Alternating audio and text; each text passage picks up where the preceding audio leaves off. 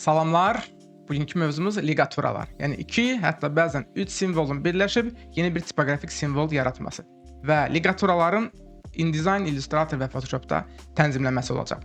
Yəqin ki, bəziləriniz söhbətin nədən getdiyini bilirsiniz. Bəlkə də bəziləriniz bu tipli hərflərin birləşib formasını dəyişməsini bir şrift xətası, proqramın xətası kimi də qəbul eləmisiniz. Amma bugünkü bu dərsdən sonra artıq ligaturalar sizi qorxutmayacaq və onu çox rahatlıqla Adobe proqramlarında tənzimləyə biləcəksiniz. Ligaturaların tarixi çox uzaq zamana gedib çıxır. Kitab çapının başladığı ilk dönəm təxminən 1450-lərdə artıq bu ligaturalar çapçılıqda, tipoqrafikada tətbiq olunurdu, amma bunun kökü hətta ondan daha əvvələ əli yazmalarla kitabın çoxaldığı dövrə gedib çıxır.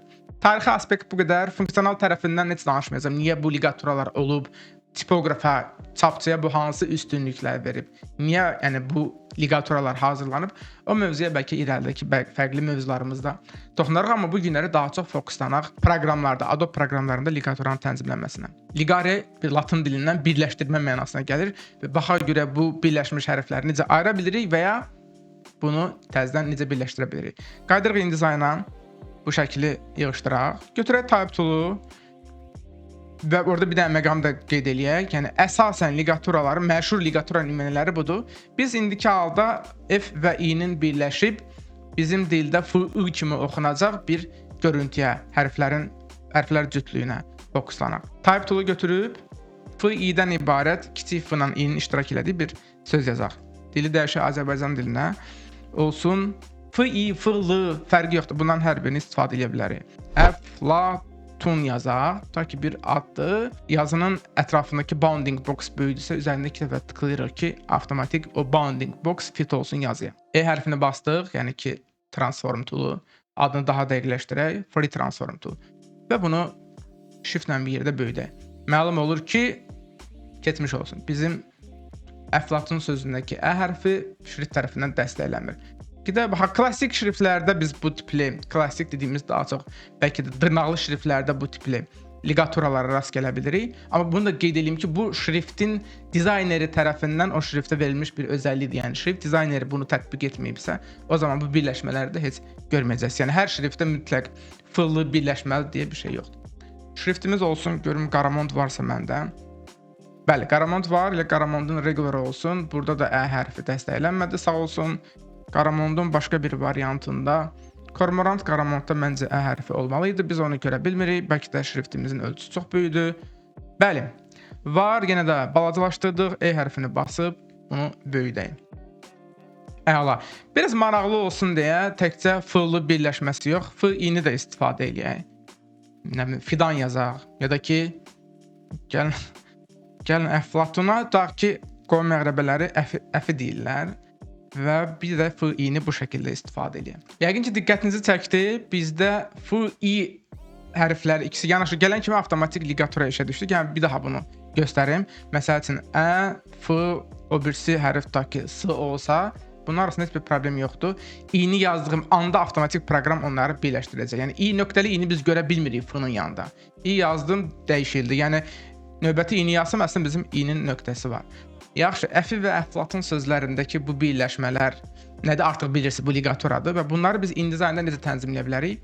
Bunun üçün bizə lazımdır. Bu bir mətn, bir character funksiyasıdır. Ona görə Windows-dan gedək Type-a və oradan character-i aktivləşdirək, character pəncərəsini. Artıq şeylər sizə mane olmasına görə pəncərələri bağlayaq. Buradakı parametrlərin artıq nə olduğunu bilirsiniz. Yeri gəlmişkən character pəncərəsindən bağlı. Əgər daha ətraflı öyrənmək istəyirsə bizim müvafiq dərsə müraciət edə bilərsiniz. Yuxarı sağ tərəfdəki bu parametrlər bölməsinə girək və artıq diqqətinizi çəkdi. Ligatura parametri aktivdir. Ona görə f-i, f-lı yazdığım anda onlar birləşdi. Mən bunu təbii ki, eyni qaydada deaktiv eləyə bilərəm. Həmçinin yuxarıdakı mətnsində eyni qaydada deaktiv eləyə bilərəm. Gördüyünüz kimi f-i ayrıldı, f-lı birləşdi. Daha doğrusu ayrıldı. Bu bir ingilis dilli auditoriya üçün bir ənənədir. Onlar aktiv şəkildə istifadə edir. Azərbaycan dilində ligatura istifadə etmək olarmı? Yəni bir cinayət deyil. Birləşəndə əgər oxunaqlığa çox da mane olmursa, xüsusən də yəni bu hallarda heç tövsiyə eləmirəm. Amma mane olmursa bunu istifadə etmək olar. Amma bir f-i birləşib bizdə f-i kimi oxunacaqsa, təbii ki o halda ligaturanı istifadə etmək bir o qədər də doğru olmaz. InDesign'da tənzimləməyin yerini bildik. mətni daxil edəndən sonra, yəni daxil edərkən avtomatik aktivləşirsə, bilin ki, karakterə gedib o parametri söndürmək lazımdır. Ya da bunun tərsinəsi. Ligatura sizə lazımdırsa və işləmirsə, gəlib bu qaydada aktivləşdirin. Əvvəldə dediyim bir məsələyə də toxunaq. Mütləq hər şriftdə varmı? Tutaq ki, elə bu sözü dəyişək, nə bilim, Ariala. Arial ya nə bilim, Helvetica fərqi yoxdur.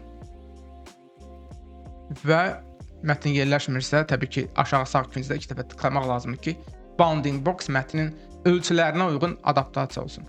Görürsünüz, bu şriftdə yoxdur. Yəni mütləq dırnaqlı şriftlərdə olmalıdırmı? Daha bir bilgi. Yox, yəni dırnaqsız şriftlərdə də ola bilər. Railway varsa məndə var. Railway şriftində bu tipli ligatura var. Yeri gəlmişdir, maraqlı da görünür. Bu belə. InDesign'da ligaturalar bu qədər. Keçək Illustratora. Eyni mətni Illustratorda qabaqcadan yazdım. Çox maraqlı bir dənə detal. Biz InDesign'da şrifti Railway kimi vermişdik deyə orada mətni kopyalayıb bura atanda da eyni qayda Illustratorda avtomatik şrift Railway olaraq tətbiq olundu. Hər iki sözdə də ligaturanın artıq aktiv olduğunu görərsiniz. Tamam, eyni qaydada deyərsiniz ki, hə də başa düşdük. Gəldiniz Windows-ya, oradan gəldik və oradan da karakterə. Gözəl və keçdik bu parametrlərə və keçmiş olsun, ligatura burada yoxdur. Bu Adobe olmazdı, bizi pəncərələr arasında süründürməsəydi. Bu çox belə. Adobe-da ən sevdiyim özəllik. Hər proqramda mütləq az da olsa nəyinsə yerini dəyişməlidir. Karakterdə bunu tapa bilməyəcəksiniz, çünki Adobe-da bunun üçün ayrıca bir pəncərə istehsal olunub, o da budur, OpenType. Yeri də elə eyni qaydada, yəni type-a daxil olsaz, OpenType bir funksiyadır, bir tipografikada şrift istehsalında bir özəllikdir və əslində ligaturada bir OpenType feature dediyimiz, yəni OpenType parametrdir, xarakterdir şriftə. Ona görə də onun üçün biz o OpenType pəncərəsini açmalıyıq. Və görəcəksiniz ki, FI nümunəsində burada belə bir simvol, ikonka var. Biz mətnləri götürüb ligaturaları deaktiv etsək, ligatura özəlliyi yoxa çıxacaq və hərflərimiz sərbəst olacaq. Ya da tərsinə geri qaytaraq. Şrifti də gəlin yoxlayaq. Bizdə digər nə idi? Cormorant Garamond Regular idi. Gözəl, söndürdük, yandırdıq, söndürdük, yandırdıq. Illustratorda yoxlaya bilərik. Yəni yenə də deyirəm, bu bir şrift özəlliyidir. Bayaqları nə yoxlamışdı? Arialı, bu dəfə də Helvetica-nı yoxlayaq. Helvetica Noide də belə bir funksiya yoxdur. Baxmayaraq ki, belə bir daha doğrusu ligatura özəlliyi yoxdur. Baxmayaraq ki, ligatura funksiyası aktivdir. Son olaraq Photoshopda nəzər salaq buna. Baxa görə Adobe bu dəfə bizi hara azdıracaq bu ligatura funksiyasını aktiv deaktiv etmək üçün. Gəldik Photoshop'a. Photoshopda da yenə eyni qaydada eyni sözləri yazmışıq. Şrift də yenə Railway və ligaturalar aktivdir. Karakter pəncərəsini açmışam. Bir daha xatırlayaq, əgər birdən karakter pəncərəsi sizdə əlinizin altında yoxdursa, Window və oradan da karakter bölməsinə daxil olmaq lazım gələcək. Pəncərədə aşağı sol tərəfdə olan Illustrator'a oxşardır bu cəhətdən. OpenType-daki ikonka burada da var. Onu biz deaktiv etdiyimiz anda, təbii ki, mətnlər seçilidirsə, oradakı ligatura funksiyası sönmüş olacaq. Menyudan yeri sizə maraqlı gələrsə, yəni eyni qaydada menyuya girdik. InDesign'da kimi burada ligatura görmürük. Bu dəfə Illustrator'la sanki InDesign'ı qarışdırıbdır. OpenType üçün ayrıca bir funksiya verib bizə Adobe-çular və oradan da standart ligaturaları biz bu şəkildə aktiv edə bilərik. 2-3 simvolun birləşib bəzən funksional, bəzən də estetik, stilistik formalar yaratması, simvollar yaratması, yəni ligatura mövzusu və onların InDesign, Illustrator və Photoshopda idarə olunması haqqında bu qədər. Bundan sonra əgər dizaynlarınızda belə bir tərtibata ehtiyac varsa, simvolların birləşməsinə ehtiyac varsa, bunu bu şəkildə aktiv edə bilərsiniz. Ya da hərflərin birləşib i-nin nöqtəsinin yoxa çıxdığını görmüsünüzsə, bilin ki, bu bir şrift xətası deyil, bu bir tipografik funksiyadır, onu söndürüb i-nin nöqtəsini geri qaytara bilərsiniz. Ümid edirəm ki, maraqlı oldu. Tipografika və Adobe proqramlarında tipografikanın tənzimlənməsi ilə bağlı növbəti dərslərdə görüşərik. Hələlik sağ olun.